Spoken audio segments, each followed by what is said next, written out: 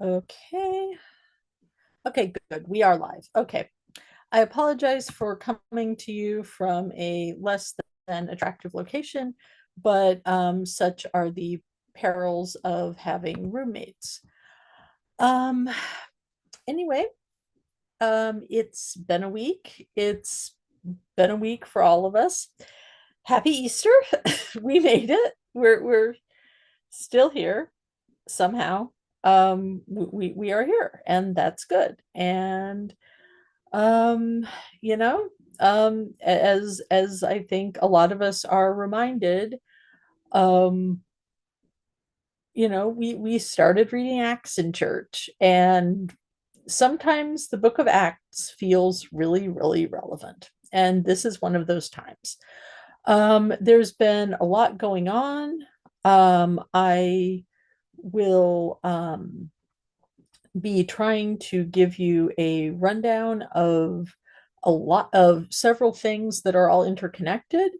I had planned to do today's episode focusing primarily on Going oh, on. excuse me. I I will I need to have the chat open. I apologize. Um yeah, yes, Bede. I 100% agree with you. No one threatens my boy. Um so let's just get down to it. Now, I am going to talk about what happened. I assume everyone's seen the news stories. We really don't know that much more, other than the papal nuncio to the US was brought in, and a reference was made to the Avignon Captivity, which, if you don't know, was the time when the King of France kidnapped and murdered Boniface VII, who, well, Boniface eventually died. I'm summarizing.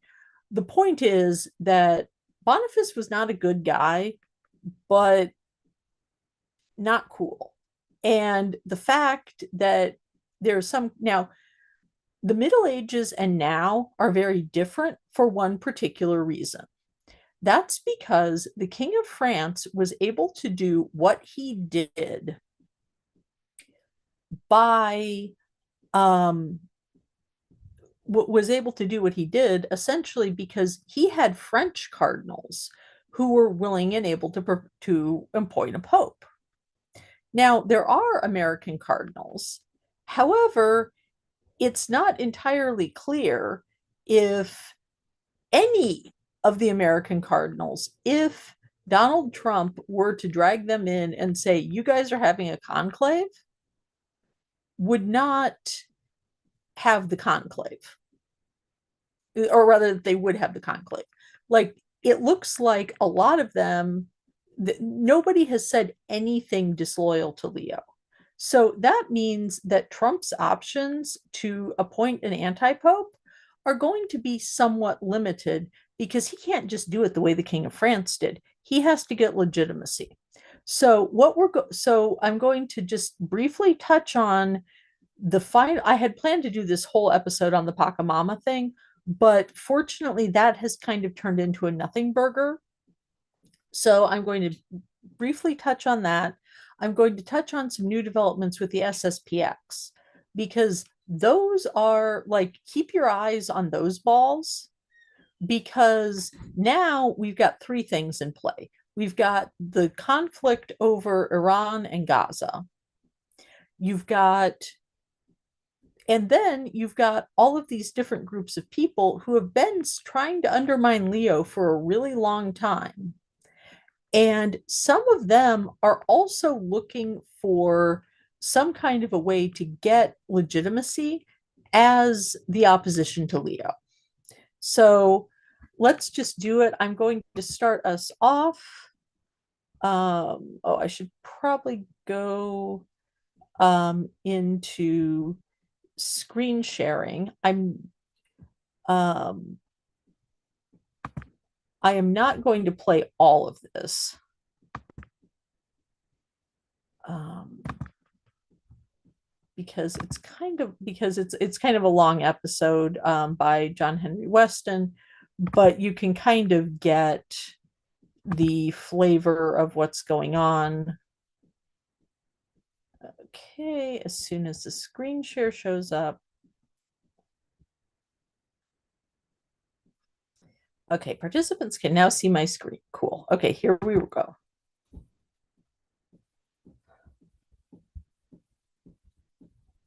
John Henry Weston, just to remind everyone, is Canadian. That was the condemnation of the cardinals to the allowance of the Pachamama idolatry. Francis gave us the Pachamama scandal, but in 1995, Leo was the Pachamama scandal.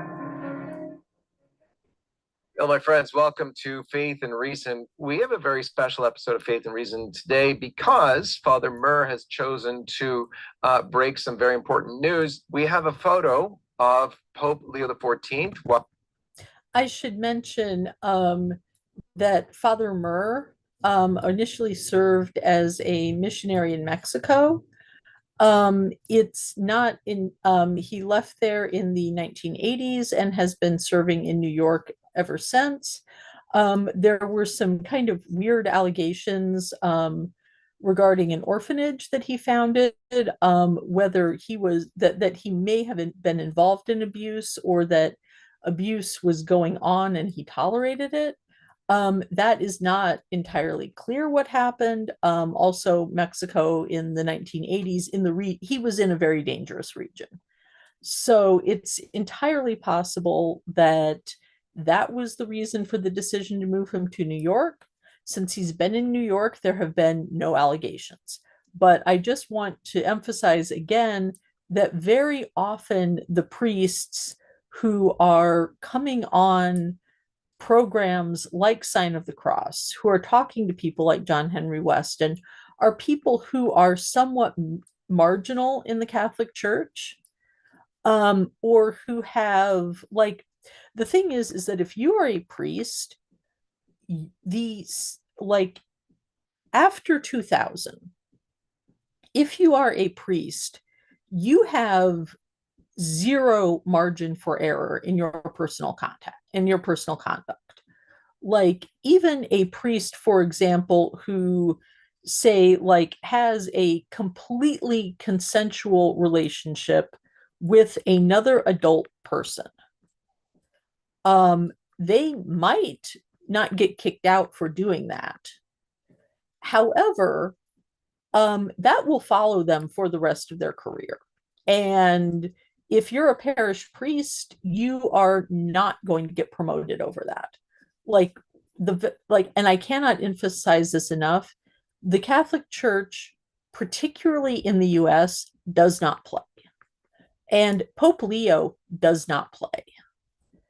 So, and I bring this up because, very often there's a lot of people who are like, oh, there's so much sexual abuse in the Catholic Church. Are there predators? Of course there are predators. There are predators everywhere. The difference is that the Catholic Church is one of the religious institutions that is actually doing the work to try to stop it and to try to punish people and to bring restitution to victims. Okay, so let's go. While still a priest in Order of St. Augustine, and he is participating, and you see in the photo, he is with the kneeling participants in a Pachamama ritual.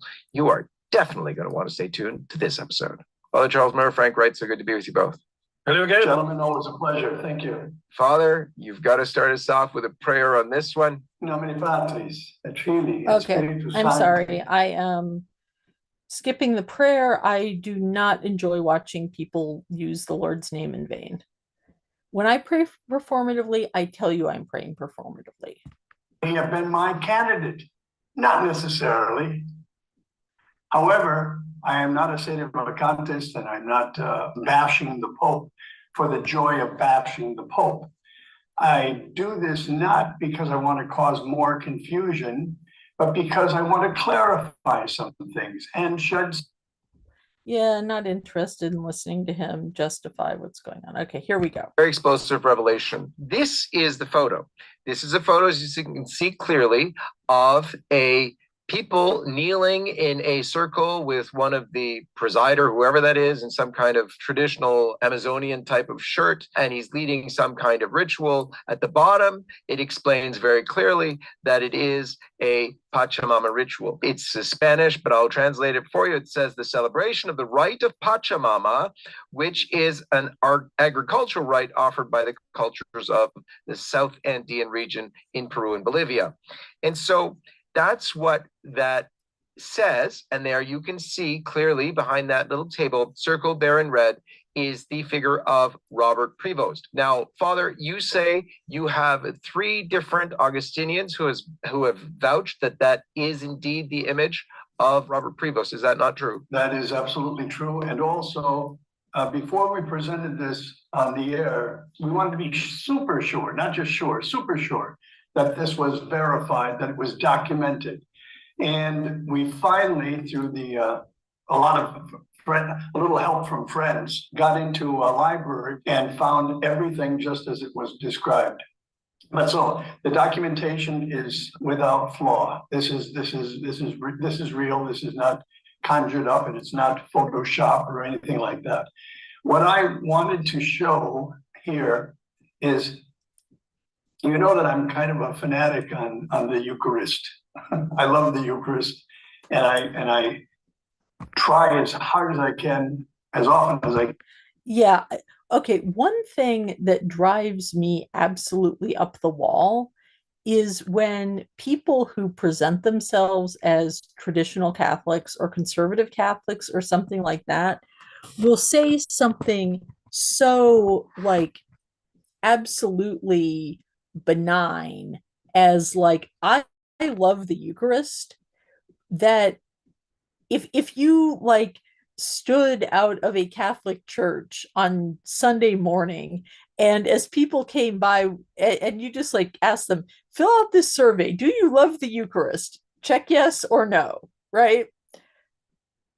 They would say, yes, I love the Eucharist. This is a perfectly normal thing for people to think about the Eucharist. It's not just you.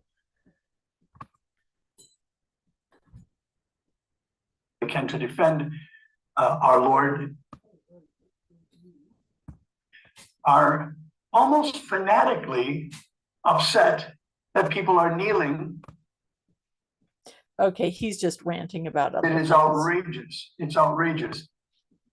Let's see. I'm trying to find this spot where they actually talking about Of ecology and theology of, so by a Mexican author, a former Jesuit, Christ and Marx, or something like that. It was a bestseller. This Marxism has infiltrated theology. You know what's sad? I'm talking to young priests from all over the world who were never really taught theology. That's terrible. I mean, it's really something. They weren't taught.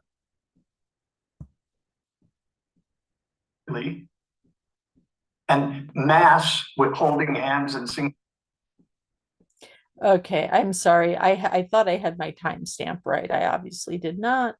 Okay, here we go. Book that Father was talking about, that map. You already see the red circle? Here's the photo from inside the book that Father was talking about, that mass. Well, after the Pachamama ritual was done, they actually had a mass on that self-same table. And here you can see the photo of the future Pope Leo holding hands in the air with all the other participants around that little table, which was then used for the mass. So, okay. There's something that should be mentioned here. First, well, actually two things. First of all, this book was the proceedings of a very small conference that was held in Brazil by the Augustinians to discuss environmental issues in 1995. The proceedings were published with some photographs, and the fact that the proceedings of that kind of a meeting happened in 1995 got picked up shows you how people are just absolutely scraping the bottom of the barrel to find things to find fault with at Leo. Now, as far as the hand holding and hand raising things go, okay, they're trying to make that look sinister because in the past few decades, there was a move in the 1970s and 1980s as part of the changes to the liturgy to encourage people to hold hands with their neighbors while they said the Our Father. And then when we got up to the part where, because Catholics, when we pray the Our Father privately, it's thy will.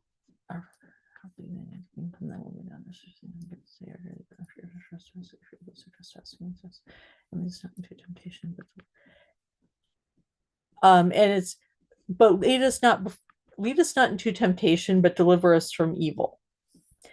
Amen. And then at the Mass, we add the doxology, the for thine is the kingdom and the power and the glory. So, but there's a distinct pause between the two where you, and I apologize for having to mutter under my breath, but there are some prayers that like, I remember the prayer, but picking out the exact like word or phrase is tricky because of how I memorized it. The point is that the, so there's the lead us not into temptation, but deliver us from evil part. And then the congregation would, well, in the hand holding period, would put down their hands and then raise their hand, and then the priest would add in a prayer. And then they would say, you know, and then everybody would hold their hands raised for that, for thine is the kingdom and the power and the glory. What is probably going on in this photo is that in 1995, that would have still been typical in a lot of churches. So it's entirely possible and even likely that what's going on is that these people are saying the Our Father, which is fine. It's a completely normal Catholic thing to do. The two things that killed holding hands during the Our Father, nobody really liked doing it that much. B, COVID, and C, every Catholic child of my generation smashed their sibling's hand at least once during the Our Father because kids are jerks. And, you know, when you're mad at your sibling and you want to just pay them back and you know they can't yell because you're in church, you're going to go for it. I did it. I went to confession. I am not proud of myself. I was very young, but you know, I'm just saying there's a reason why we're glad it's gone. So let's continue. So it is a very strange thing. We want to show you that in addition to the 3 Augustine. Bede mentioned, okay. In the chat, Bede brought up the whole question. Okay, there is and this is like a side note, but I'll get into it in a little, but I'll just go out of screen sharing so that I can actually answer Bede's question. Okay, currently there is a huge debate going on in the Catholic Church about what's called the orans posture.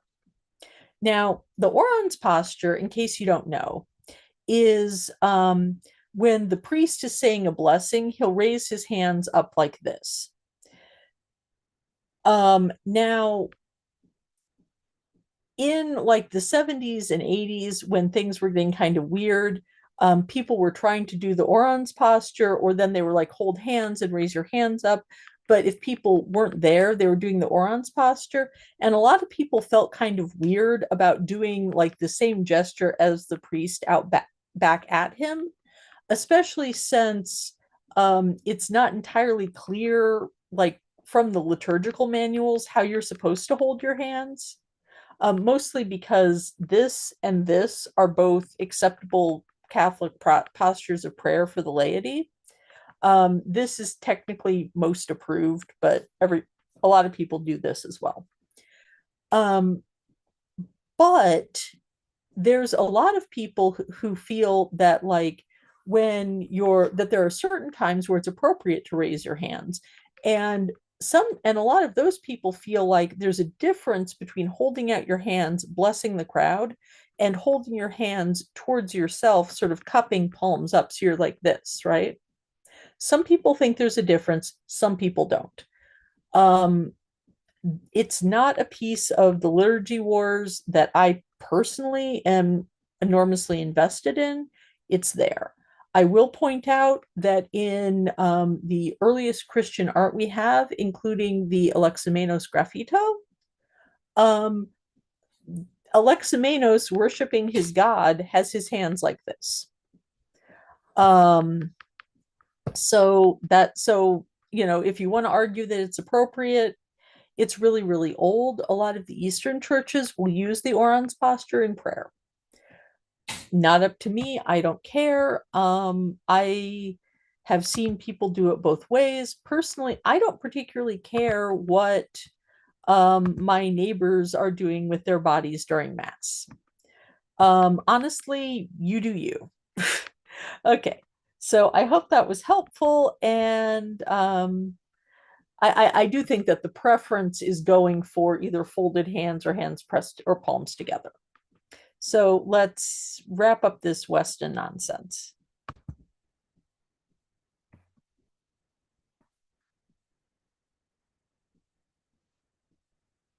Opinions that have confirmed that it is in fact Leo. There is a Augustinian magazine called OALA from around the same period, in fact, from the year before. And here is an image of the same man, obviously, you can see. And if you look right above, you can see he's named Roberto Prevost. So we have this now confirmed both by Father's witnesses, the Augustinians who knew him to be who he was, but also in photographic evidence. And if you look even at other photos that we're showing you now of Leo during those years as a young priest, you'll see. Okay, I'm just going to skip this a second because honestly, the debate was never over, is that Leo? The debate was over, do you have a problem with it? So I think that we've kind of hit the point where they're just kind of going over. We hit the point in the video where after this, they're just kind of offering commentary. Now, our next up, we have the SSPX of it all. So just to keep us going, we've got Leo was being accused of idolatry, which was ultimately kind of a nothing burger. However, there's one thing that I do want to mention because it's actually kind of a super big deal. And it's something to watch out for because this guy has been going around a lot. Okay. This is a man named Ricardo Coronado Orozco. He is a defrocked priest and canon lawyer. He was suspended from the ministry. He was investigated, and it was found that he had been involved in acts of sexual abuse. He is still presenting himself as a Catholic priest. He is very much going around trying to stir up things about the Pachamama drama. And we can add another group to, and he was associated with a group called the Soldatium, which was shut down in 2025 by the future Pope Leo because Legionaries of Christ, Soldatium, Opus Dei, some bad organizations were formed and they're being dealt with. This is another one. However, Coronado Orozco, not happy about the situation. He's going after Leo. And he's going around selling his story, claiming that Leo mishandled a sexual abuse case, which he did not. The survivors had initially been pleased with the settlement. Orozco went to them, said your case was mishandled, and then they later figured out that Orozco was using them and fired him. They have publicly come forward of their own volition. Like, And so, once again, am I saying that there's a conspiracy in the Catholic Church with inside the Catholic Church by far right trad Caths to take down Pope Leo? No, I'm not. That would be crazy. They're saying it out in the open all over YouTube. And they are trying, this is the symposium in Sao Paulo, Brazil. Let's see, I have a comment. Yeah. Yeah, and Bede confirmed that he has seen people raising his hands like that during the Our Father. There are still even a few people in my parish who will like hold hands. Okay, so anyway, so here we have a little bit of the SSPX. So basically, Leo has been accused of idolatry. Everybody kind of went, yeah, no. But now we've got the SSPX of it all. And this is coming from friend of the channel, Return to Tradition, run by Anthony Stein. A few weeks ago, I reported to you about a petition, essentially, given by laymen to Pope Leo about the SSPX. The SSPX are in under 3 months' time set to do some consecrations that are quote unquote illicit. In the history of the church, they would not have been considered illicit, but the canon laws on these things were changed to try to stop the SSPX from doing this before. The canon laws were not changed to stop the SSPX from doing this. For, I don't know, for hundreds of years, there was, in the early church, there was a great deal of controversy about who got to appoint bishops. The position of the Pope was always that the Pope gets to appoint the bishops. Other people have disagreed. That was actually part of the reason why Thomas à Becket was killed by Henry II in England. Was because, I'm sorry, Henry I.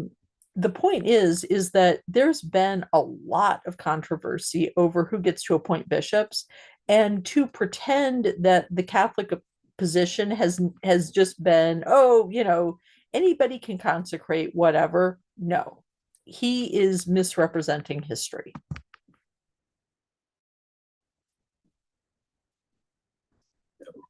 But laymen and a fair number of decent bishops and such have basically said, even if they disagree with what the SSPX are planning to do, have asked Pope Leo to approve bishops for them and to act in a merciful way towards them.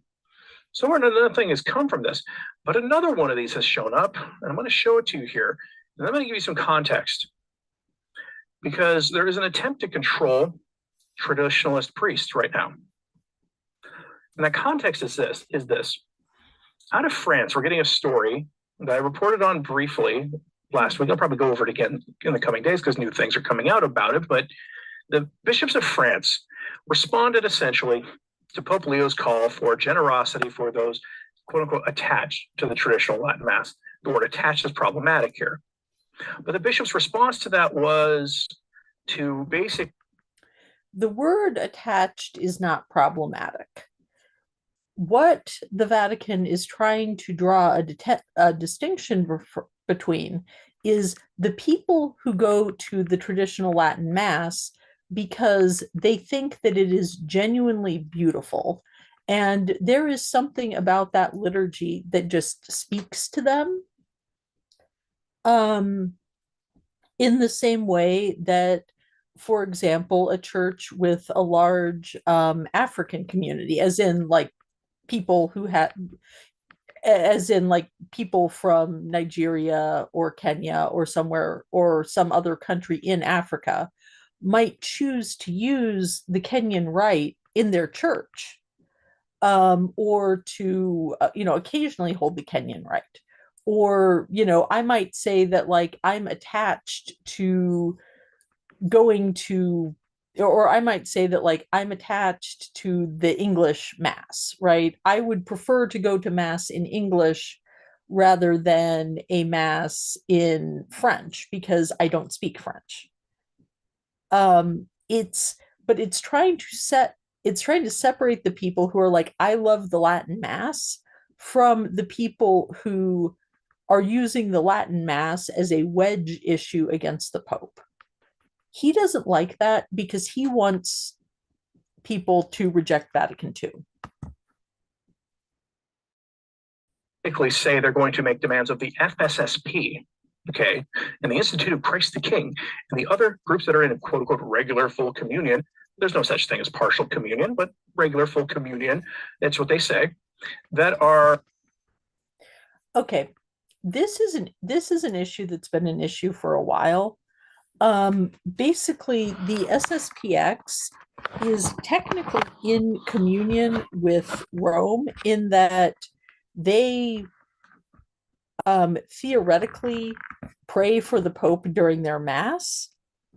However, because they have a lot of difficulties with, obeying papal authority, they are not considered to be like fully, like they're in, but they're also not completely in. And part of that is the fact they threaten to go into schism like a lot. And they're also not interested in working with they have not shown themselves to be interested in working with the church to resolve what they claim to be the actual issues. And we've talked about that before, but I just wanted to reiterate it because I know we got some new people. Are going to be deal breakers for many of the FSSP, and that's their response to the call for generosity. And when you read their statements on this, they believe they're being generous with this. Well, now we have a new petition in light of all this. This is from mediatorday.org, originally published in Spanish using a translation extension on my browser for this. So in case the syntax is a little long. Yeah, I don't know. I'm trying to learn Spanish. There's a reason why I try to make friends with people who speak a lot of languages, and it's because I don't trust machine translation. I use it if I have to, but it's a crutch. Funky. But it's an appeal for mercy to Pope Leo XIV on the unity of the church and the spiritual needs of souls. This is a very short appeal. Most Holy Father, disciples of our Lord and Savior Jesus Christ, we aspire to journey in this life in the faith received from the apostles in the bosom of our mother, the church, one holy, Catholic, and apostolic. I have faith in my audience to be able to read. My humble servant, and you can sign the plea if you want. And yes, I will put this in my show notes, the Anthony Stein Substack, after this broadcast, if you would like to sign the petition yourself. I'm not a big believer in petitions. I don't think they really accomplish much other than raising general awareness of a situation, but it can be valuable for you to do this yourself. And it would be a remarkable act of not only mercy, but being above the fray, kind of maturity on Pope Leo's part, if he were to do this, simply because the SSPX have, since Cardinal Fernandez issued the tone-deaf response to their initial request, they have essentially made it very clear that the dialogue is over by going after Leo for his statements about the archlaywoman of Canterbury, the heretic priestess that they've named as their new Archbishop of Canterbury. Yes, the Church of England has appointed a woman as Archbishop of Canterbury. They do that. It's fine. Leo met with her. Again, Leo met with the Archbishop of Canterbury. That's the Pope. Anthony Stein had a problem with it. That's a layman living in Oklahoma.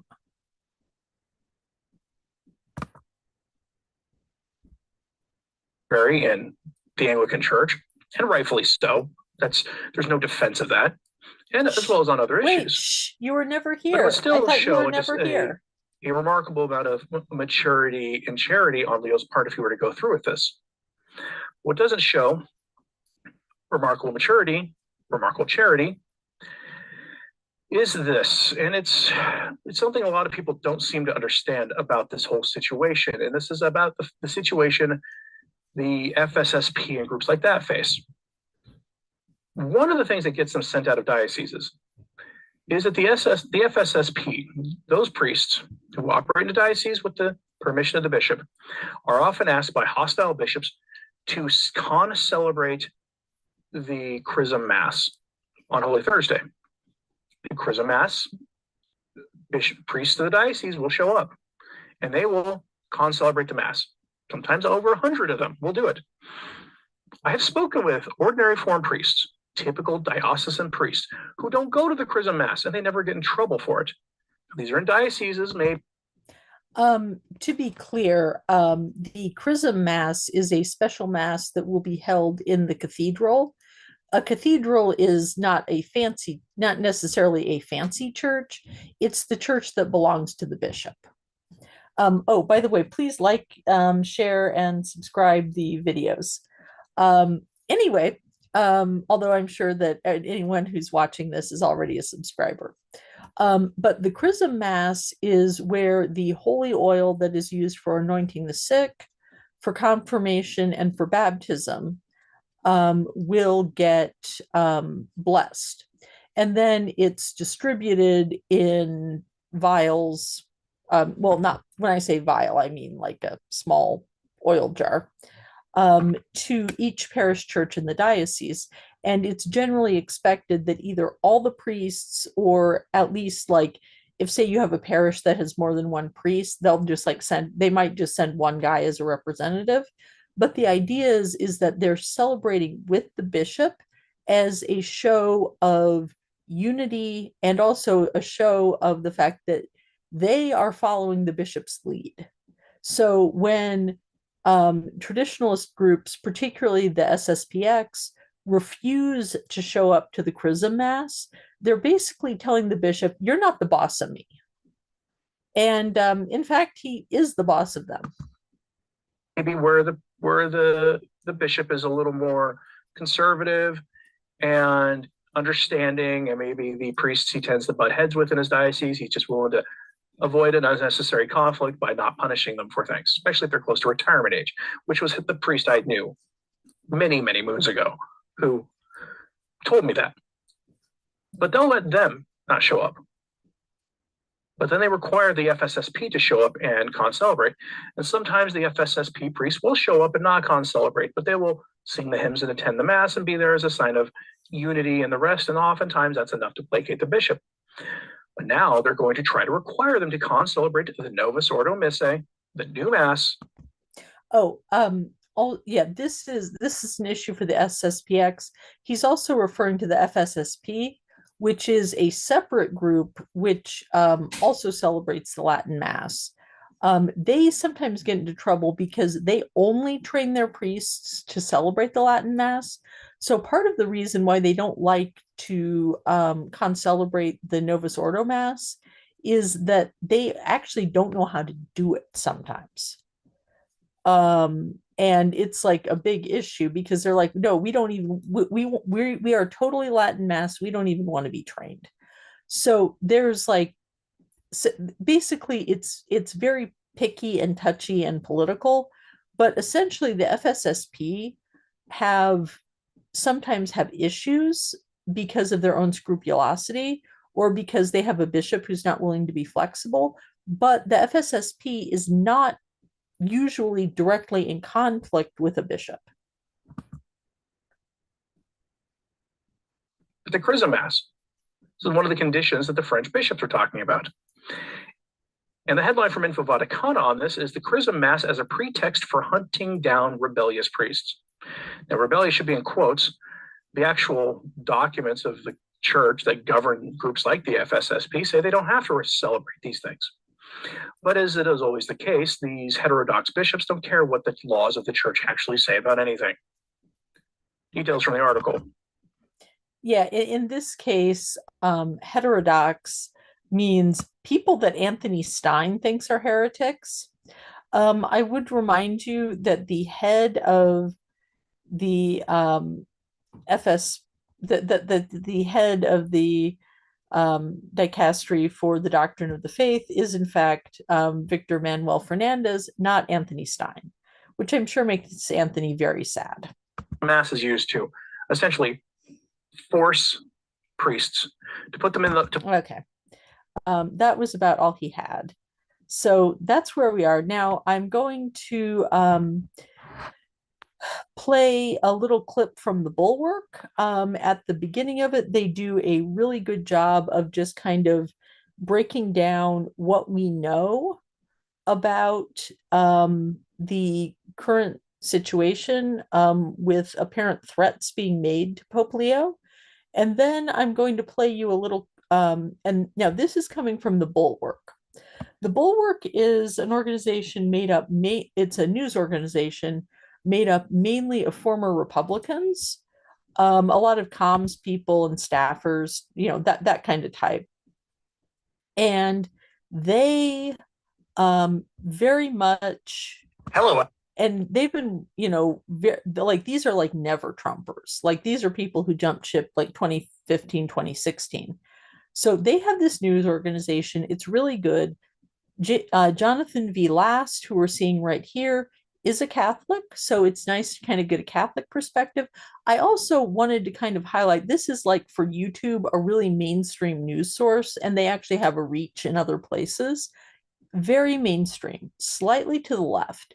But what they're saying in this is pretty much what your average, like, normal Catholic is going to have heard if they're paying attention and if they're aware. And what they're saying is actually a pretty good, like, middle of the road barometer for like this is the Catholic response. And that's part of the reason why I also wanted to highlight it. Well, everyone, I am JVL here with my old friend Ed Condon. We're going to do some Pope Leo talk, some JD Vance talk, some Vatican talk, some anti-Pope talk. And Ed is from my favorite Catholic news source, The Pillar. You can find them on Substack at thepillarcatholic.com. Is that right, Ed? Do I have that right? That is right. Thepillarcatholic.com. I'm a founding member over there. God, I love The Pillar so much. So, Ed, we've had some things which are normal and some things which are not normal. The normal stuff is there is a war and the Pope is against it. This is a thing which is true basically in all times and all places with all popes, correct? Certainly the last couple of centuries, yeah. Yeah, okay. So, you know, when there's a war, regardless of what we think about the war in America, the Pope is against it. This Pope, an American Pope, is against the war in Iran. Pope Leo has been escalating his condemnations, and he got pretty specific after Donald Trump threatened genocide and said American Catholics should call their representatives, elected representatives, and say we don't want genocide. That's pretty political for a Pope, I think, right? It's certainly pretty pointed. Yeah. I think that if you ask the Pope, he'd probably say, listen, genocide isn't a political issue. It's a pretty basic human rights issue. I don't mean political in a bad way. Yeah. I just meant like that's a level of involvement that goes beyond war is bad. Yes. And then we had word that there was a meeting at the Pentagon in which underlings from the Department of Defense, this is back in January, after the Pope gave a speech, his State of the World speech, in which he talked about human rights dignity and talked about Venezuela, and it was a little more elliptical, but you know, he was talking about Trump. And the Pentagon people brought in a cardinal and sort of read him the riot act. Can you give me the readout on what this story is all about? So what seems to have happened is that the Pope gave his, as you say, State of the World speech, which is, you know, every January the popes give a speech to the Vatican Diplomatic Corps because, you know, the Holy See's got ambassadors and receives ambassadors from hundreds of countries around the world and gives his sort of, here's how I see things. And, you know, war being bad is a common theme, as you say, all times and all popes. But apparently some people in the Trump administration took some of what the Pope said to be personally directed at the administration and specifically against what they're calling, I guess, the Donroe doctrine of sort of the resurrected Hemispheric domination. Yeah, as you say, if that's what the Pope was saying, he was being especially elliptical. I read the speech at the time. I've read it a couple of times since, and I think you have to really squint kind of hard to say this is. And I just wanted to highlight what these guys are saying here. That basically the whole, genocide bad, war bad, Iran bad thing, or rather Iran, or rather, attempting to genocide Iran is bad. Yeah, I'm sorry. I have the very American habit of when there's a war in a country, the name just of the country just becomes the name of the war. It's a bad habit. I need to fix it. But he brings up, the gentleman from the Pillar brings up a really good point that so far Leo's rhetoric has been pretty measured considering what's going on. It's all about America. There is a war still going on in Europe right now, with hemispheric dominance being a sort of justifying rationale for the Russians. So I don't know that it's necessarily a correct read to say, well, this was all about America. But anyway, that apparently is how some people took it. Cardinal Christophe Pierre, who's the apostolic nuncio, or was the apostolic nuncio to the United States back then, which is just, as far as the government's concerned, it's the accredited ambassador of the Holy See to the United States. I mean, he has a sort of dual function of being the Pope's sort of pastoral point man for the Church in the United States, but he's an accredited ambassador. Was asked to come into the Pentagon, where the Undersecretary for Defense, War, are we calling it now, I guess? It's defense. It's defense. Not war. War is only a nickname. To change it to actually be department, they would have to pass a law. They haven't done it. And so So the Undersecretary of Defense for Strategy called him in. They had a meeting, and this is Colby. Is that who this was? Elbridge Colby, who should be noted, Catholic convert. We'll get to that in a minute. So for you. Okay, this is actually something that I kind of want to push back on JVL about. Not that, Jonathan V. Last will ever bother with watching a response video on a 50 subs. Hey, we are up to 50 subs, people, but we are a 50 sub YouTube channel. He will probably never see this. He has better things to do with his life. But I'm kind of tired of this narrative that converts don't really get the faith. Converts are always going to be right-wing assholes. Converts, because the truth of the matter is that, yes, it's true.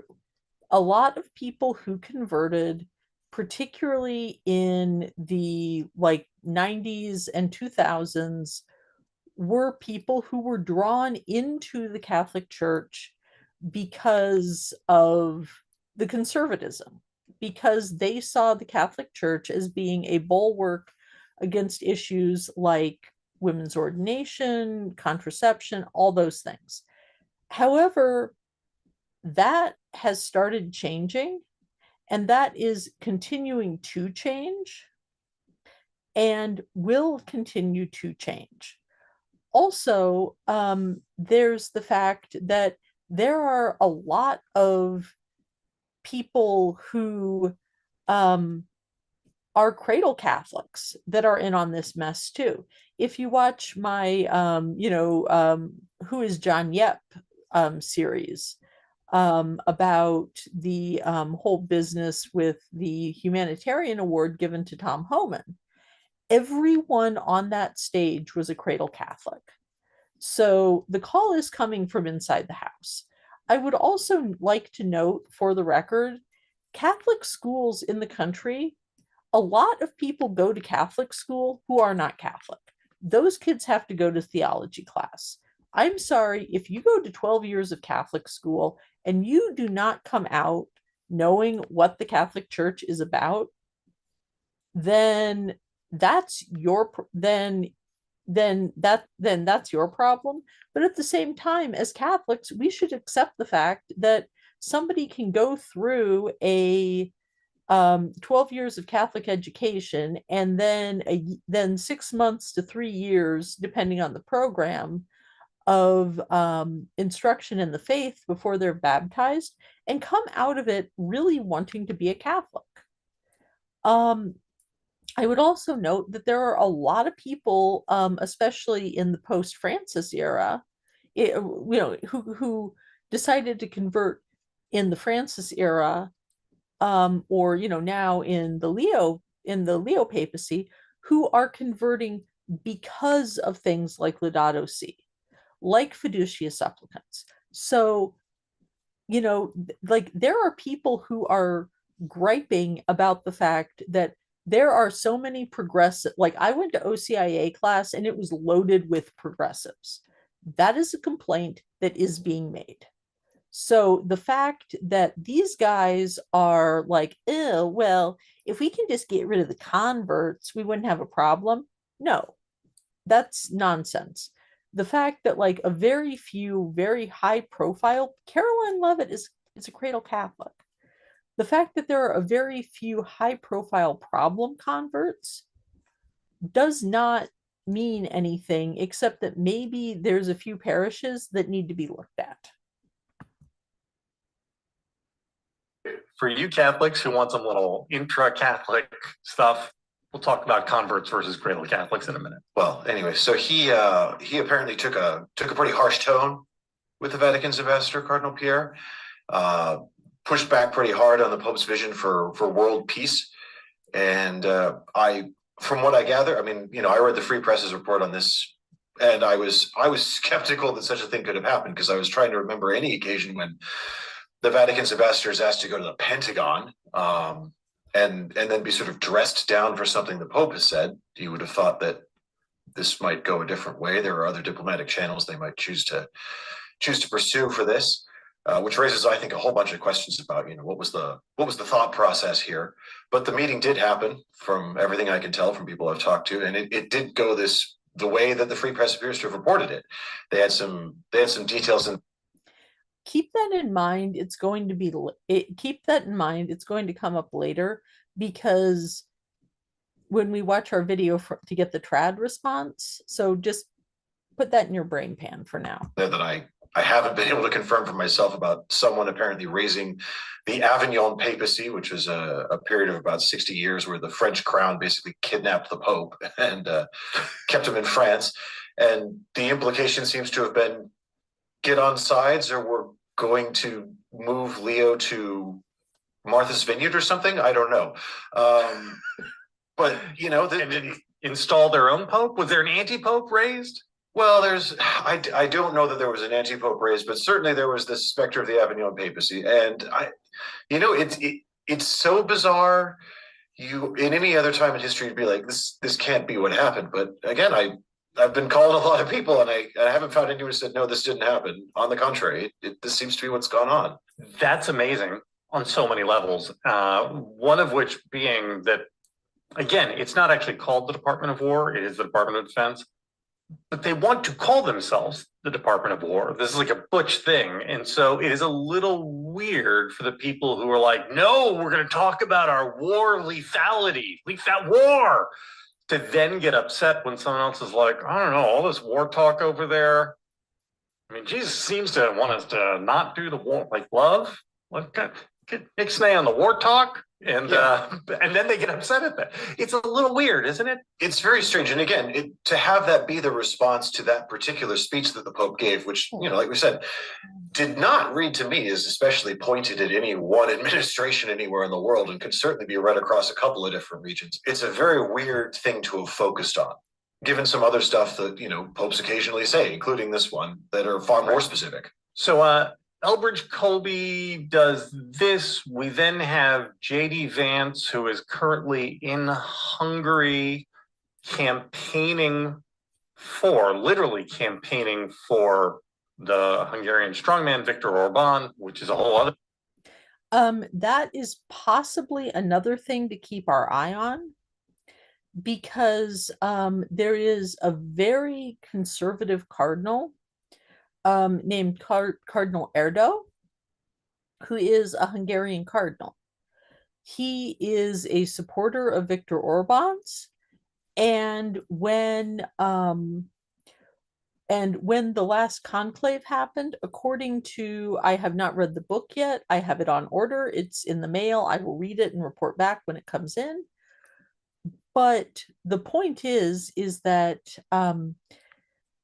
in the first round of ballots at the conclave, Orban was actually the leader, but like it was like the first ballot is basically everybody just kind of votes for whoever they want to vote for. And a lot of times somebody will like say vote for someone as a sign of respect. Or it's like, I don't like any of the front runners. I'm just going to vote my conscience. So I'm just going to, it's supposed to be like, truly, I am going to pick the best person. And then after the first ballot and kind of you look at, okay, who is, looks like they might get elected, people start, like they still vote who they genuinely believe is the best person, but they start being a little more strategic about it so that you don't end up with like the same people voting for the same people 500 times. However, Erdo was like pretty much the conservative pick. All of the conservatives had coalesced around Erdo. So he came out with a very high vote total the first time. That is something to just, I'm not saying it's a thing. I'm just saying JD Vance is in Hungary, and had a extremely conservative pope been elected, it would have been Erdo. It's a thing, just something to keep an eye on and be aware of.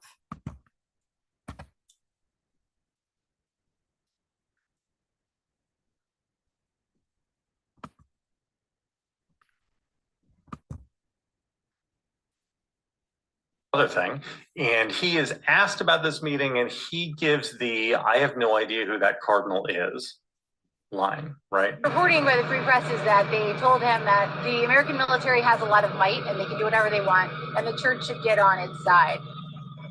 That message sound correct to you? Is that something you would sign off on? So one, I with no disrespect to the Cardinal, I don't know who Cardinal Christophe Pierre is. He's the ambassador to the Holy See in the U.S. Oh, okay. I do. I've met him before. Sorry, I just didn't remember the name. I've never seen this reporting. I'd like to actually talk to Cardinal Christophe Pierre and frankly to our people to figure out what actually happened.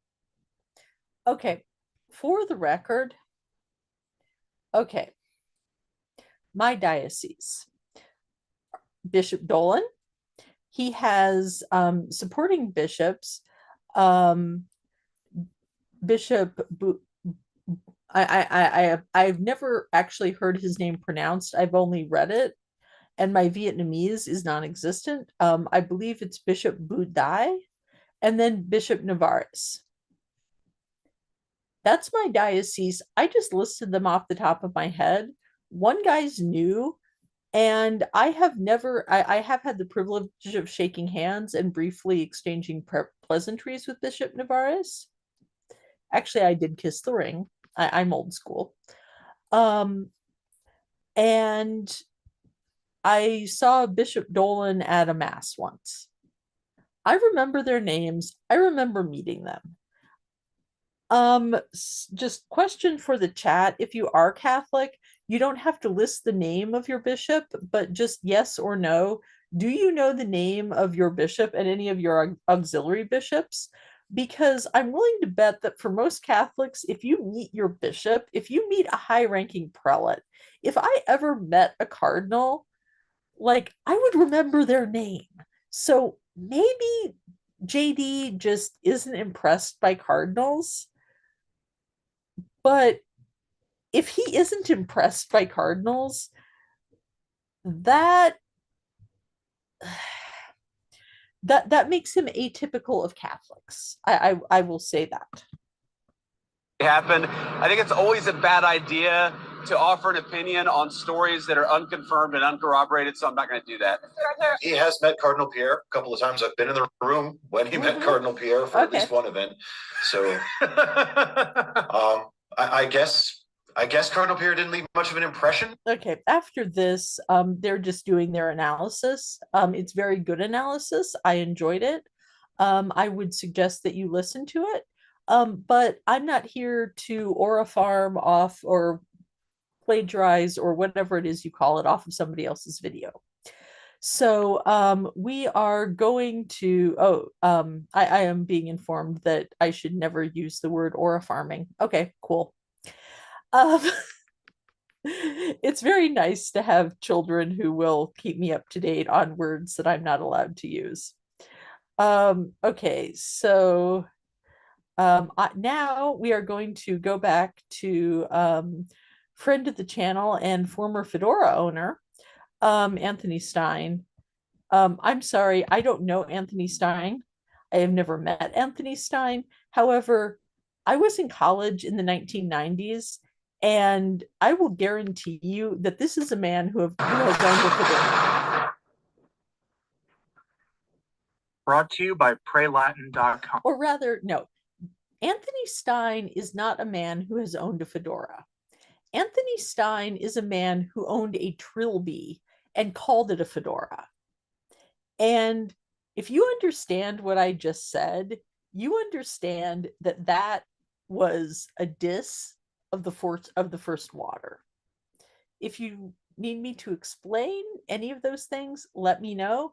I realize that I'm old and know an abnormal amount about hats. Makers of prayer cards featuring complete English phonetic renderings of Latin pronunciations. When Christmas wrapped up on this channel, I warned people that as we headed into 2026, we were going to be heading into a period of extreme partisan politics. There's a midterm election coming, and everything involving the Catholic Church and its conflicts with the US government should be understood in that lens. I hated saying that, but the behavior of the bishops made that. Yeah, so this is basically his position, is that all of this is a political hit job. He's going the whole time he's going to be pushing the narrative that essentially this is made up, it's cooked up, it's a government, it's a democratic op, all this kind of stuff, because he is very interested in keeping the alliance between political conservatives and Catholics in general, even if the Catholics are mostly just focused on the traditional Latin Mass or something like that, keep them voting for Republicans. He is not upset because the Catholic Church is involved in politics. He is upset because the Catholic Church is no longer as involved on his side, because they have realized that the Catholic Church miscalculated on the abortion issue, that it has resulted in the passage of laws that are not doing good things, and that it has just created more problems than it solved, and also that, frankly, the laws are about as restrictive now as they need to be to the mind of like any reasonable human. So, now maybe it's time to focus on other issues, like, I don't know, people being kidnapped and tortured by the government. Anthony Stein has a problem with that, because Anthony Stein, I don't know, he wants whatever it is he wants. Very abundantly clear. Now we have a story that is ugly, and it's made plausible because a lot of people don't know what the word civilization means. And when Trump said before his quasi 10-day peace deal with Iran that he was willing to wipe out their civilization, people, not knowing what that word meant, assumed it meant he was going to just wipe out 90 million people. That is, in fact, a perfectly reasonable interpretation of what Donald Trump threatened to do. I want you to listen to what Anthony Stein says next. I know that this is considered poor etiquette on YouTube. So all I'm going to say is if you search for Return to Tradition and you find this video and you decide that YouTube ought to know about the words that are about to come out of his mouth, I leave that up to my delightful audience. If you fell for that, I'm sorry. But that doesn't mean what he said was the right thing. It was said inelegantly. But the word civilization means that you can't, that it is the customs, the mores, the sort of the stuff of a polity, of a political body. I'm a political scientist. I understand what a civilization is. It's kind of what this political science ultimately is about. It's the study of civilization. And you can destroy a civilization while keeping most of the people there. And if you wanted a good example of this, Iran is the perfect example. 47 years ago, the people running that country. Okay, I'm just going to mute it and let him keep going for a while before we clip back in. I just want to note that he's right. You don't have to kill every human being to end a civilization. However, the act of ending a civilization is what is called cultural genocide. It is killing a culture while leaving the physical bodies, the DNA of the people who are still alive. They're still there, but they don't have their culture anymore.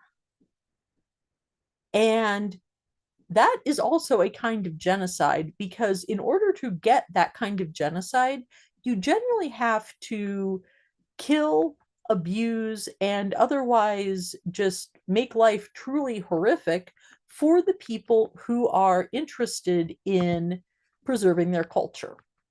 This is why you get persecutions of Christians. What he is saying is he doesn't think that cultural genocide is a problem. What he is saying is that as long as you don't actually go in and murder people, it's okay. So that is not good. And like, I don't usually say pray for people, but Anthony, from me to you, I am going to say an entire rosary for the sake of your repentance. And I'm not saying that performatively.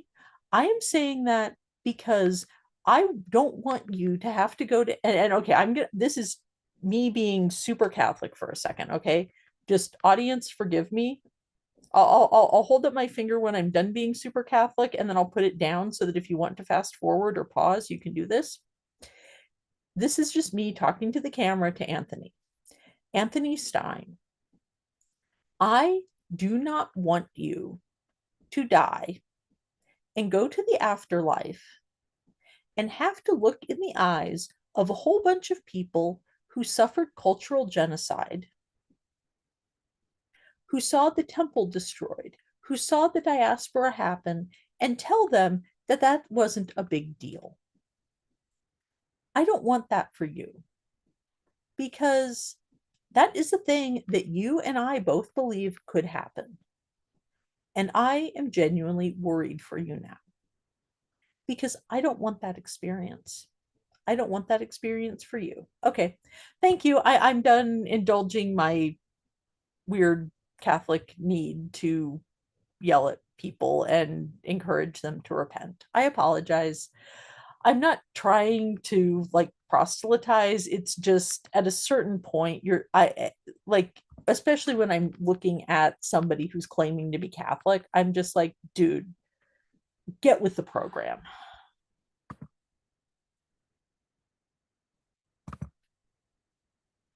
Nuncio, this allegedly happened in January, to the Department of War. And basically, as all the reporting in left-wing media says, this is his account of things. Essentially use military force on the Vatican. So when you read what they said and the implication there, that's the allegation. And people believed this nonsense for some reason. Made it slightly more palatable by the things Trump said about civilization in Iran. What you're witnessing is most likely a Democratic Party op. And I'm going to start introducing you here to the characters and show you partially why. So the story kind of broke yesterday by a Mr. Christopher Hale, who is on paper a Catholic, who Christopher Hale is a Catholic. He has been baptized. He has been confirmed. He goes to Mass on a regular basis. Christopher Hale is a Catholic. Christopher Hale is a cradle Catholic, for the record. Anthony Stein has no right to call his faith into question simply because he does not like the fact that Christopher Hale is in favor of Pope Leo and his reforms and is reporting on a story that is by all accounts true. And I think you saw in the last video we watched how careful the Pillar had been at getting confirmation about what is frankly a really extraordinary story. Posted to X. He posted something to X. I want to show you who he is first.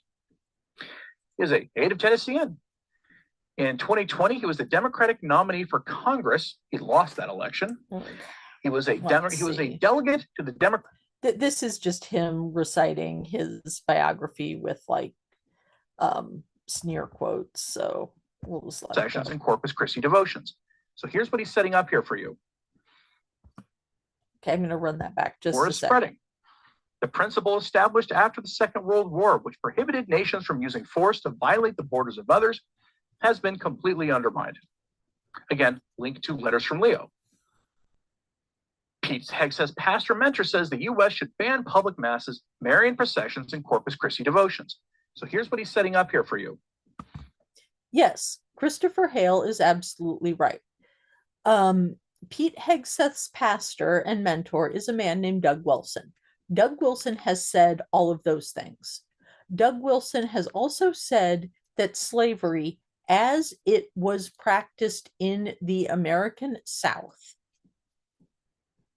was in fact good and not a big deal. When asked about the question of sexual consent, Doug Wilson said, "My wife consented once on our wedding day when she said I do." He has taught that men are not required to ask for consent from their wives.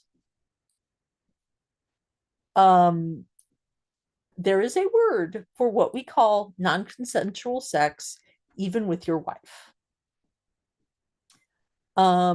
He has, in fact, spit on the idea of consensual sex. He calls it an egalitarian pleasure party, and says that it is instead meant to be an act of conquest and domination by the man. That is who Pete Hegseth's pastor is, and that is the man that Anthony Stein is willing to compromise with. He is willing to compromise with someone who has advocated for the persecution of Catholics, for the enslavement for the past and future enslavement of people, especially people of African descent. And he has advocated for something that is currently, under American law, in most states, illegal, to become legal again.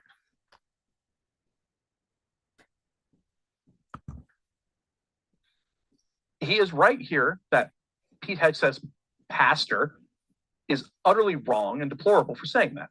Totally, no contest there. No one is going to dispute that. And then he's got a full story. Again, letters from Leo. And then it points out that for the first time in modern history, the Pentagon offered no Good Friday services for Catholics this year. And they did that because, for whatever reason, the people running that part of the Vatican, or not the Vatican, the Pentagon, don't seem to know that on Good Friday, we have a prayer service, essentially, instead of a mass. You can still receive communion, but the Holy Sacrifice is not offered. The Eucharist that is offered is done so with pre-consecrated hosts. I'm not telling almost any of you anything new because Okay, but notice how slick he's being here, right? Because Christopher Hale reported correctly that there was no service held for Catholics, because he said, oh, it's just a prayer service, as though we could go anywhere. No. During the service, there is the Eucharist is distributed, all the readings happen, all the prayers are said. In fact, there's extra readings, and then the sort of the height of the whole thing is instead of is that instead of the prayers of consecration and so on, they bring out a big cross, and everyone is given the opportunity to come forward and do some sort of act of physical act of devotion towards the cross. Like we talked about on the Good Friday episode, but essentially, people will kiss the cross, they'll kiss their hand and touch the cross, they'll just prostrate themselves, whatever. So that's like the Good Friday service is one that when you are in the middle of Holy Week, it will wreck you. And Anthony Stein knows that. So to say that it's not a big deal that they did it, especially when Pete Hegseth's pastor has said that Catholics should not be allowed to exist in public, is irresponsible.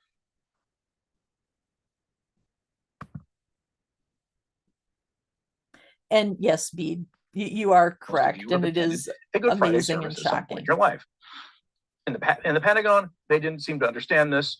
Given how many dispensationalists are running the place, that's not that surprising. They turned this into an anti-Catholic slight. It was. He goes on to say that his website has independently confirmed that the meeting took place. By the way, he's basically the only one who has at the time of this. I have been watching virtually. He has confirmed it. The guy from The Pillar confirmed it. So now we have the original story and two separate confirmations. And that is just, let's see, what time is it now? It's 4:53. Yeah, that's just in the last hour and a half. We've heard about, and this is just kind of doing a survey of news sites. So yeah.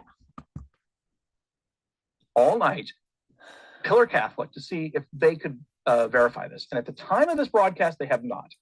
If they do today, I will report to you tomorrow on what they find. And the Vatican was so alarmed by the Pentagon's tactics that Pope Leo XIV shelved plans to visit the U.S. later this year. They announced that they weren't going to visit the U.S. this year, late last year. They announced that already. So again, his facts are a little off here. Many in the Vatican saw the Pentagon's reference to an Avignon papacy as a threat to use military. Okay. It's true that it was announced in January that Leo wasn't going to be visiting the US. However, that announcement may or may not have happened after, like, we don't know the exact date this meeting took place, but that announcement would have happened pretty close to when this meeting actually happened. I don't know if the two are connected or not, but I would be concerned. Military force against the Holy See. And then again, has an update here. We'll go more to his unhinged rant that he gives later. I want to show you why this story is so hard for anybody to verify. Because if you're going to make a claim of this nature, you don't put it behind a paywall. You don't put it behind a paywall that archive.is, an archiving website that's free, usually can get around these. Wasn't able to get around this one. So just real quick, Anthony Stein is verifying. No, I'm not saying that digital piracy is always wrong. I'm just saying that that Christopher Hale is an independent journalist, and it's not at all unreasonable for him to paywall stuff, especially when it's a story that was all over the place already, and you could in fact pull down that information from another website. So I'm not sure what Anthony's problem is here. Except that he's just trying to imply that Christopher Hale is a grifter, when they're both independent journalists.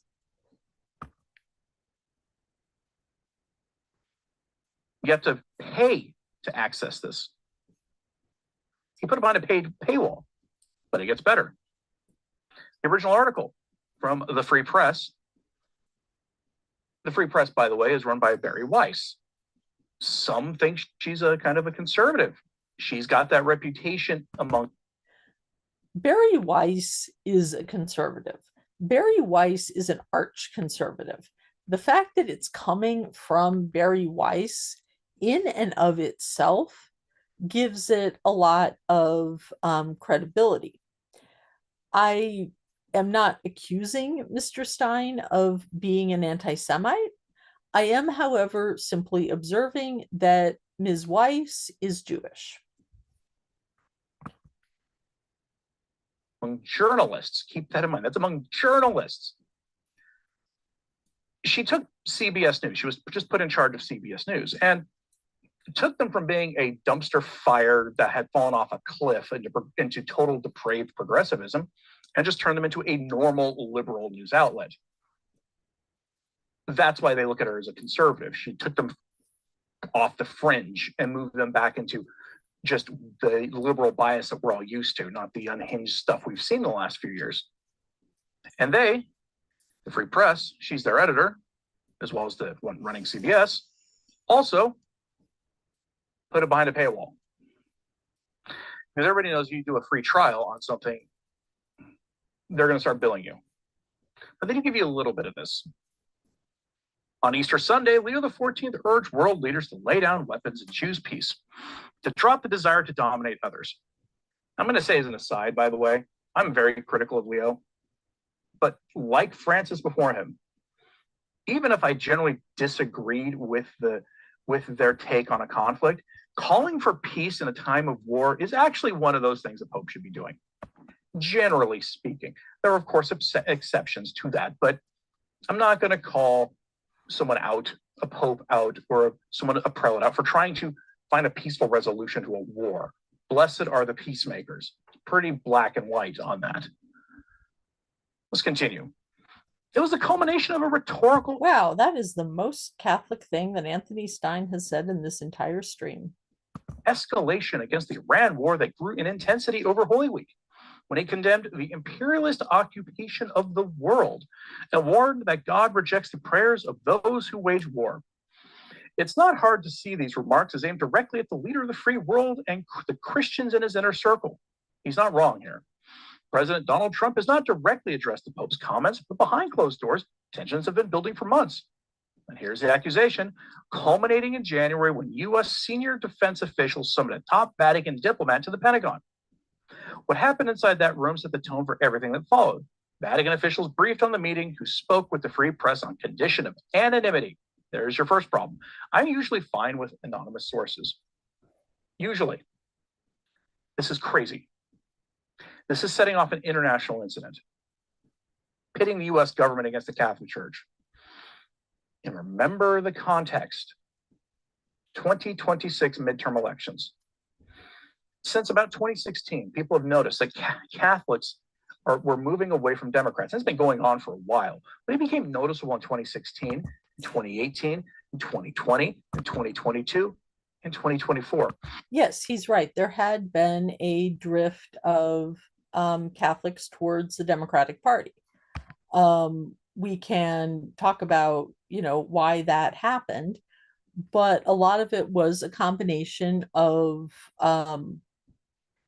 decades of pushing the church further and further and further to the right on social issues via the exclusive emphasis on abortion, and really pushing a lot of people out over issues related to contraception and making space for people who LGBTQ people. So that's starting to change as guess what?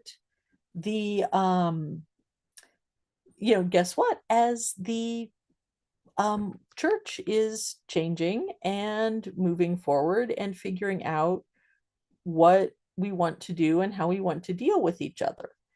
And things are not moving in the direction that makes Anthony Stein happy. And I'm sorry about that.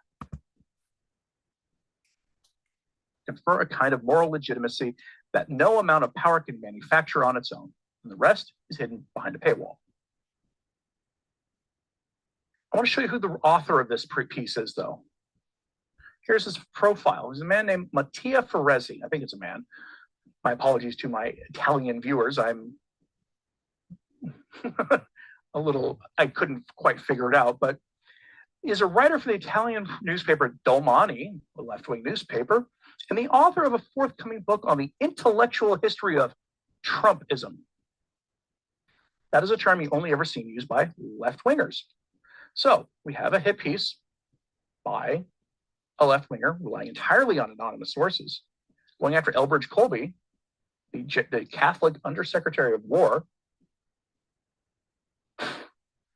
promoted by an Obama administration staffer. We can get a little more from the story by going here to the Daily Beast, because wouldn't you know it, all of the news outlets that felt the need to promote this article, to report on it, he's were going to be going over the reporting. Okay, we're back to the. Rich Colby is reported to have summoned the Cardinal to the Pentagon, having apparently taken. Okay, this is all just going over the Right, various Party news Moloch. responses. Oh yeah, this is I'm going to skip this little rant. It's not fun. Is the right foreign policy. The end goal is to. Okay. Who plays online Catholic, but as liberal apologist for the sacrifice of the most young of Moloch and alphabet extremism, has the church or the papacy's interests at heart. Christopher Hale is not in favor of infanticide. Christopher Hale believes that in certain circumstances, such as when a woman is having a miscarriage, that it is appropriate to provide surgical or medical care that will end the pregnancy faster than it would have ended anyway. He believes that there are certain circumstances where the very strictest interpretation of the Catholic ban on abortion should be loosened just a little bit. Christopher Hale has a position that is supported by the hierarchy of the Vatican, by people who are in the office at the Vatican, whose job it is to come up with policy on life issues and on contraception. So again, these guys, and I cannot say this enough, especially when we're talking about non-mainstream figures, these guys are not mainstream. Not at all, even a little bit.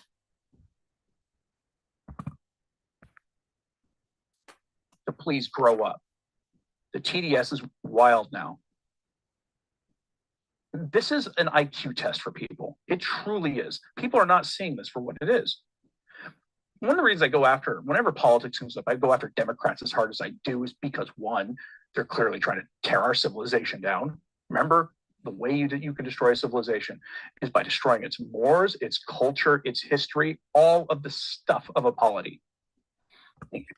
Oh, I thought that cultural genocide wasn't a big deal, Anthony. Or is it only a big deal when, it means that you might have to learn to speak Spanish? So I'm genuinely asking a question. Like, how is wiping out Islam in Iran not cultural genocide, and making Anthony Stein speak Spanish, or rather creating a world in which someone who can't speak Spanish is at a disadvantage just because there's a whole bunch of Spanish speakers in their community? How is that cultural genocide?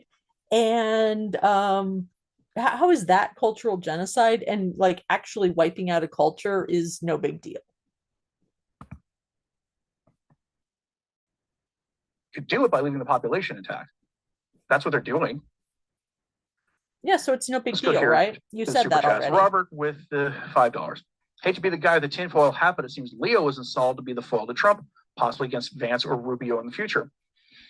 That is something people observed from the beginning. At first, I didn't want to believe it because that seems incredibly short-sighted.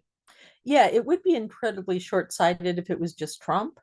However, I hope that I have done a decent job of conveying to people that a lot of the opposition to Trump, no, I'm sorry, not the opposition to Trump, but a lot of the opposition to Francis and a lot of the opposition to Leo in the Catholic Church was very much coming from the English-speaking world, particularly America. So if that was a factor in selecting an American Pope, it was much bigger than Trump. It was probably even much bigger than the US government. It also had to do with Catholics, especially Catholics who are on YouTube. And yeah, I'm looking at you. Of them because Trump's not going to be president on January 21st, 2029. We hope. But hey, it looks like that's what they did because I don't disagree with that sentiment. Because it's been nothing but politics. And then the US bishops he's appointed have all been like alphabet types, or they've been immigration activists, or both. All of them, every single one of them. To be very clear, when Anthony Stein says alphabet types, in this particular case, he means gay men. He's saying that his gaydar, which is apparently a lot more sensitive than my gaydar, has picked up that Archbishop Hicks of New York might be refraining from having sex with men rather than refraining from having sex with women. I will say, as someone who knows a lot of gay men, Hicks does not ping my gaydar. I also don't particularly care, because he's a priest and also I'm a woman. So, if he was gay, it wouldn't affect me one way or another because either way, it's like he's a priest. It doesn't matter to me. Even if I was attracted to him and it would be the same. It's like, it doesn't matter. He's celibate. And it drives me. I'm sorry. I need to take a drink to cool down. Catholic Martyrs, RIP, member for 4 months using a member super chat. If you are a channel member on any channel on YouTube, you're supporting them with your money, you get a super chat for free once a month on that channel. Use it. You're paying for it. That is a good Cardinal piece of Pierre advice. hasn't come out and said anything. I called bull poo on this as well. Right. Now, that may change today. I'll be very interested to see what they say. So far, Cardinal Pierre has not come up and said anything, quite possibly because he doesn't need to. The Vatican is being very careful about what is and is not being said, and they are being as circumspect as they can in public, because they don't want to stir drama.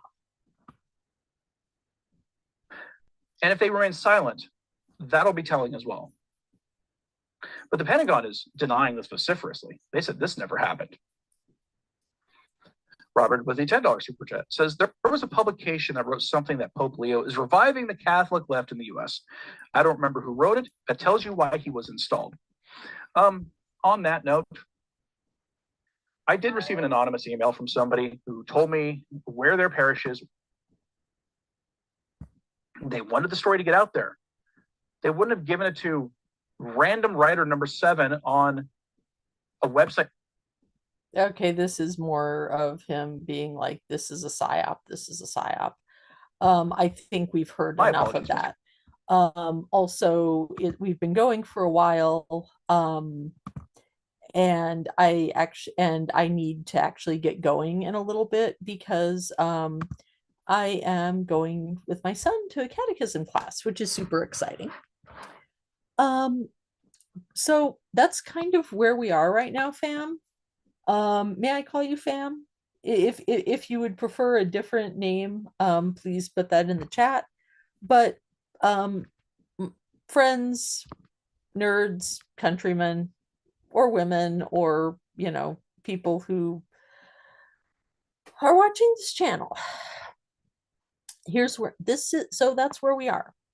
We've got people who have accused Pope Leo of idolatry. We have people who want to take the Catholic Church into schism. We have people who are putting their heads very firmly in the sand about the fact that the Pentagon is being run by people who don't particularly like the Catholic Church very much and who have possibly threatened some sort of unspecified violence upon the Pope.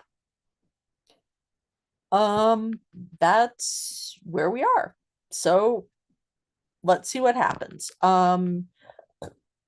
Come back on Tuesday at 3:30. I have some there will be a few fun videos coming out. I'm going to have a live stream where we are going to be kind of talking about I'm going to give like the 1,000-foot view of holy cards, saints, and how that stuff works in the Catholic Church. It'll be fun. It'll be a ride. Please come back then. On Sunday, we will have our regular 4 p.m. Mountain Standard Time. I'm just going to give, I hate converting dates. I hate converting time zones. So I'm just going to give you my time where I am in MST and you guys know how to convert to your time zone because we don't do DST and I'm enjoying that fact. I'm sorry. But the point is that we are where we are. Sunday, 4 p.m. MST, we're going to be continuing to go through the lectionary, and that's kind of where we are. Thank you for everyone for enjoying this. I will have one closing thought that there's one final factor that is in the background of all this. There is the factor that the Dicastery for the Doctrine of the Faith, for at least the past decade, has been trying to figure out some kind of a policy that will require some sort of oversight for Catholic social media channels. I have thoughts about this. My personal feeling is, yes, as an American citizen at the moment, I have the right to free speech. On the other hand, as a human being and as someone who, as a teacher, and as someone who very much hopes to be going back to finish a master's degree and possibly become an academic at some point, and who now at least considers herself an independent scholar of modern Catholicism, I feel like I have a higher responsibility than to just be able to shoot my mouth off about whatever's going on. I feel like I have to try to be as honest and as accurate as I can. I am also aware of the fact that, I'm sorry, if you are Catholic and you volunteer to pass out the bulletin after Mass, if you volunteer to read, if you volunteer to distribute donuts and coffee in the fellowship hall or your whatever your church calls it, after Mass on Sundays, which is a thing that people like to do, it's nice. And you start going on about how, the Pope isn't really the Pope, and this guy doesn't have the right to excommunicate that guy, and how, Cardinal Fernandez is a weird creep, and all this kind of stuff. you are going to get pulled aside by your parish priest, and you are going to have a conversation. And if you are not willing to keep your tongue bit on some of your spicier opinions, you will probably not be asked to volunteer, because the Catholic Church has certain standards of like just basic fidelity to the Catholic Church, and a minimal lack of heresy that you have to adhere to. So I don't think that it's completely unreasonable that someone who has let's see, I'm looking at his channel now, 136K YouTube channel, and who apparently is making a living doing it, or even me with my piddly little 50 sub and growing, go us, YouTube channel, should be held to a lesser degree of responsibility than the old man who is handing out coffee and donuts after Mass, or the person who's passing around the collection basket, or what have you. I think it's going to happen. I think it's probably going to happen under Leo, because Leo is super aware of computer issues. Because remember, he's had to use the internet, like he has seen the entire development of the internet during his adult life. Leo remembers what the world was like before. Leo remembers what changed. Leo knows what's going on now. He is uniquely positioned to come up with some kind of coherent policy on the internet, and I believe he's going to do that, and I think it's a good thing. So that's all I have to say. Thank you so very much for joining me, and I hope to see you on Sunday or on Tuesday or back here 3:30 every week, and we are just kind of tossing up videos up there at random. Sort of whenever I need a break, I do a video and toss it up. So thank you for being here, and I will see you later.